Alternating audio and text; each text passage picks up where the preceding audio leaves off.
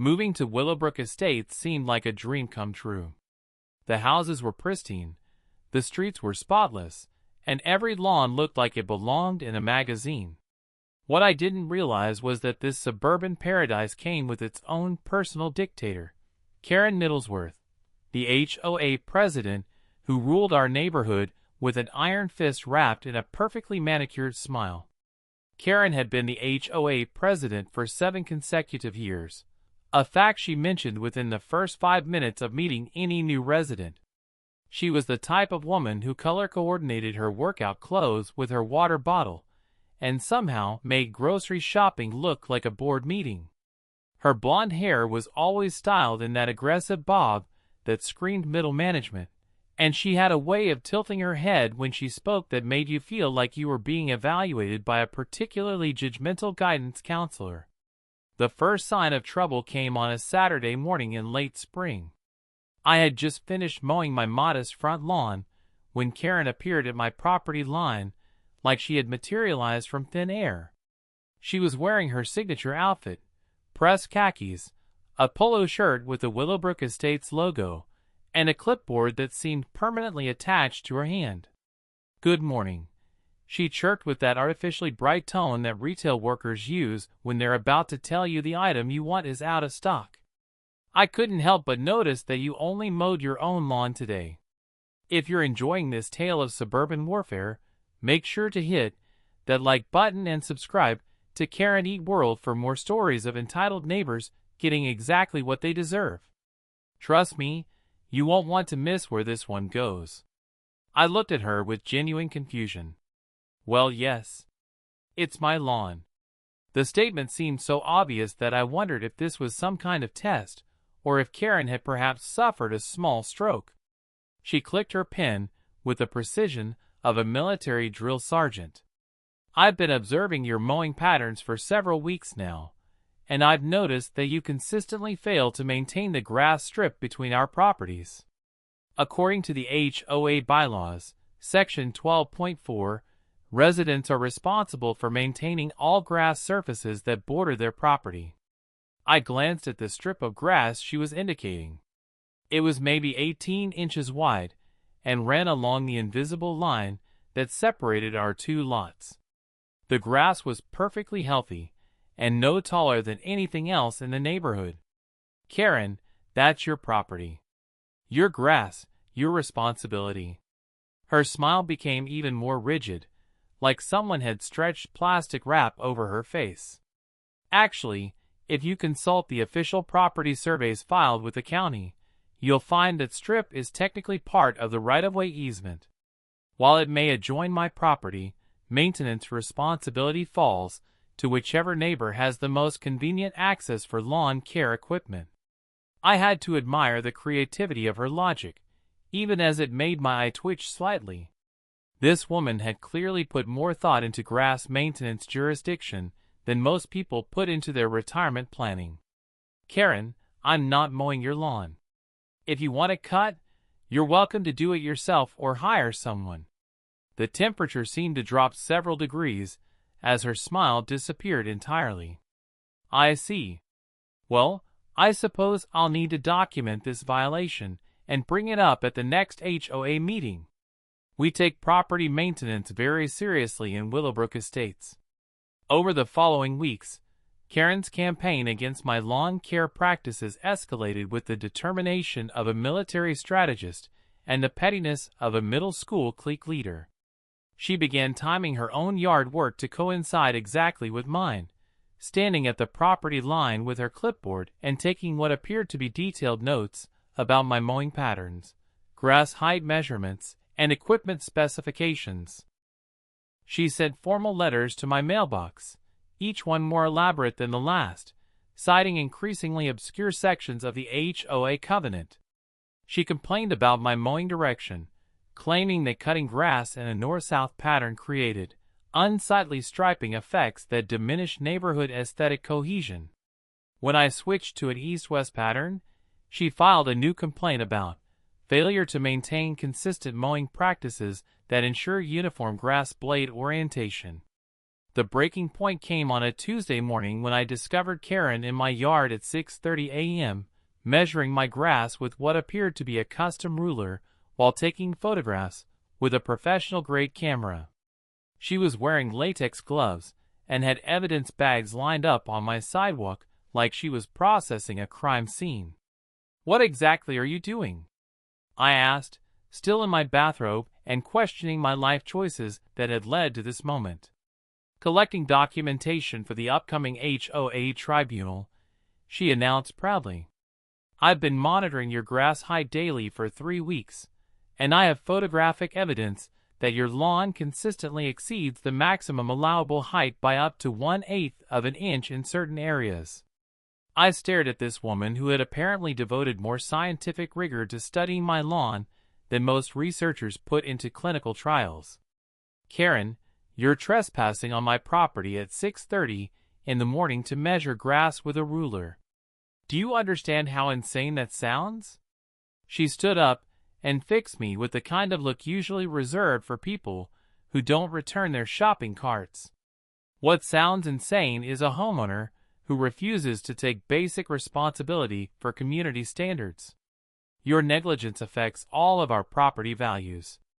That afternoon, I received a formal notice that I was being summoned to an HOA hearing to address multiple violations of landscape maintenance protocols and failure to cooperate with community beautification initiatives.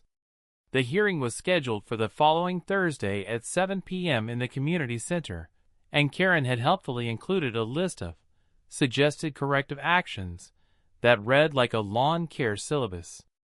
As I read through Karen's meticulously documented complaints, I found myself impressed by her dedication to being wrong. She had charts, graphs, and what appeared to be a mathematical formula for calculating optimal grass blade density. She had referenced municipal codes, state regulations, and even found a federal agricultural guideline that she claimed supported her position. But Karen had made one crucial mistake in her research. All of her complaints, documentation, and legal citations were based on the assumption that I was a typical suburban homeowner who would eventually cave to her pressure rather than fight back. She had no idea that my background in corporate law had taught me to read contracts very, very carefully, or that my recent early retirement had given me both the time and resources to pursue projects that interested me. I spent the next 3 days conducting my own research, but instead of measuring grass, I was examining property records, municipal codes, and the complete history of Willowbrook Estates development. What I discovered was far more interesting than Karen's grass height calculations.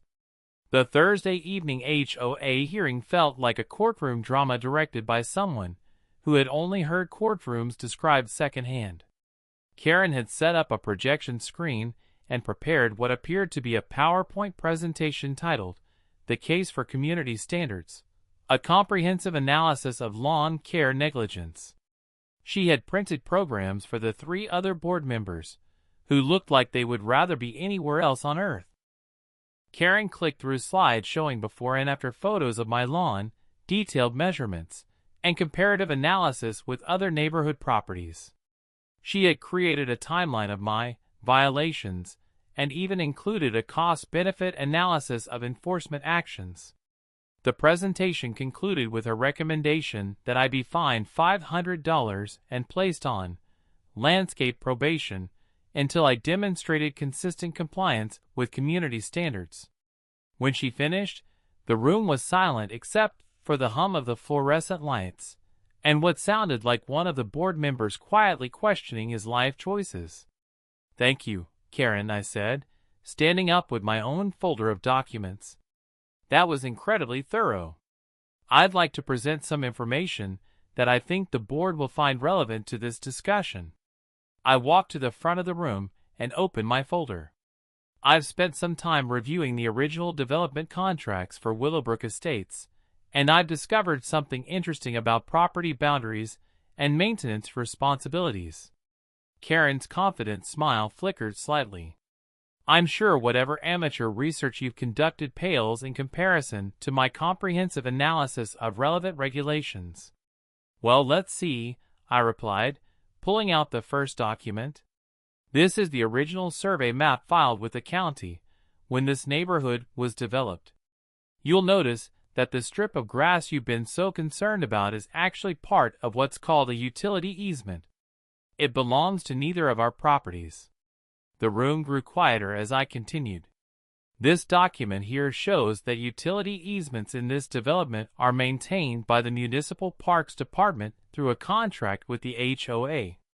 Which means, Karen, that for the past 2 months, you've been demanding that I illegally maintain public property.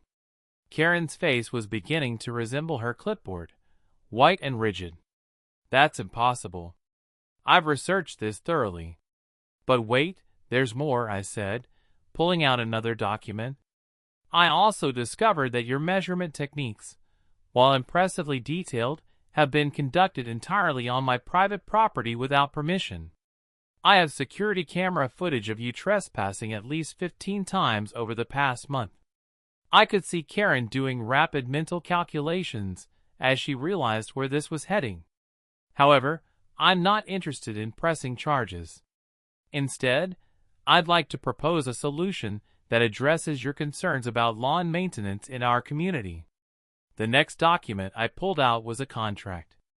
I've purchased the utility easement from the municipality. As of yesterday, I am the legal owner of that strip of grass you've been so worried about.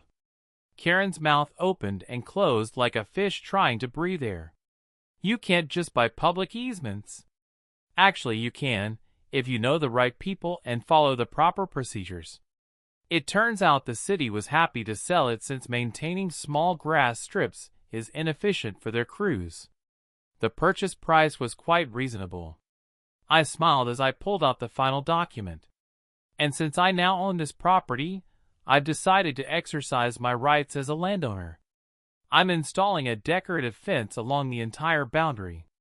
6 feet high, wrought iron, completely within code. It should be completed by next weekend. The room was so quiet you could hear Karen's blood pressure rising. But that will block access to your driveway. And mine. And the Johnsons across the street. That's the beauty of it, I replied. The fence will have gates, of course. Electronic gates that I control. Since this is now private property, I can restrict access as I see fit. Don't worry though, I'll be very reasonable about opening them. I'm thinking maybe once a day, for about an hour, when the grass height is optimal according to your very detailed specifications. Karen stared at me as the full implications of what I had done began to sink in. She had spent weeks documenting every blade of grass, every minor variation in lawn care, every possible violation of community standards. And now, because of her obsession with that 18-inch strip of grass, she would need my permission to access her own driveway.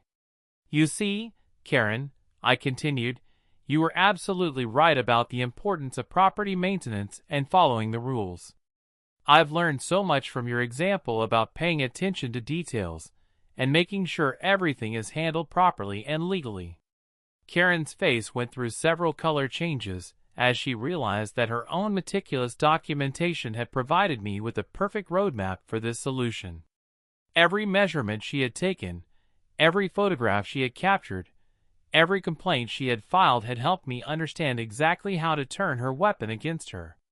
The clipboard fell from her hands as she understood that she had been completely, thoroughly, and utterly outmaneuvered by the very grass strip she had been trying to control.